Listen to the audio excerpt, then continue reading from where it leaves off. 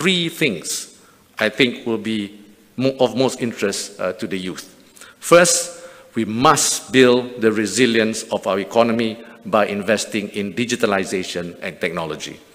The government has invested in digital infrastructure and connectivity, including 5G, and will continue to do so to secure our opportunities in the digital economy to future-proof Malaysia's growth.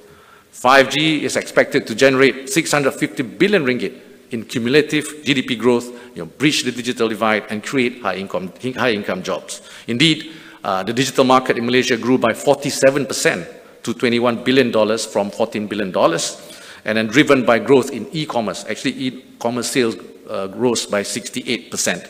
So these opportunities in this sector are only limited by our imagination. And next, Malaysia can do more and compete when it comes to ESG. I believe that countries which can excel in this space, even while ensuring their growth, are those that will get and remain ahead in the future. So both the public and private sectors must embrace sustainability via ESG practices wherever possible, not only actually because it attracts investors, but also because balancing the environment socially, balancing the environment, society, as well as the economy is actually the right thing to do. Further, through the budget, the MOF has also begun promoting gender-based budgeting. Similarly, for next year's budget, 2023, we had issued a pre-budget statement. We also outlined our focus to facilitate jobs for unemployed graduates, women who would like to rejoin the workforce, persons with disabilities, and the long-term unemployed. Meanwhile, of course, the G in the ESG is an equally, if not the most important aspect. Starting at home, through the GLIC ecosystem, we have launched the Principles for Good Governance for GLICs. In short, we call it PGG.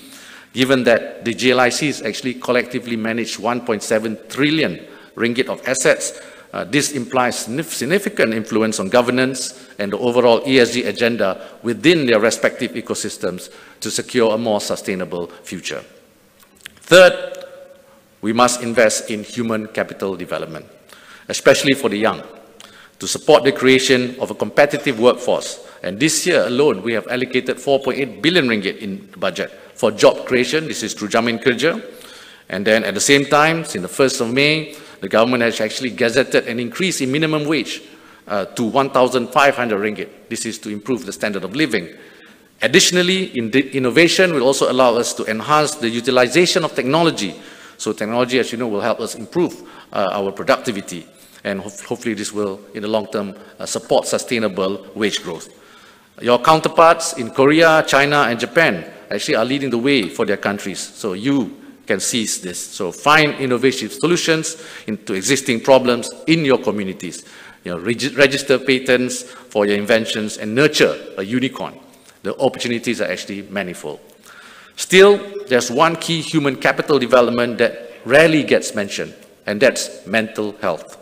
So this is still something that is poorly understood and even stigmatized in our country. So this too must change, because we understand that mental well-being is also an economic imperative that cannot be neglected. So in the budget last year, the government allocated 70 million ringgit to address mental health issues, including via enhanced support, counseling, and psychosocial services. So these funds have also been used to empower NGOs to drive mental health programs in the country. So to paraphrase a saying we've all become familiar with, we are not all right unless everyone is all right.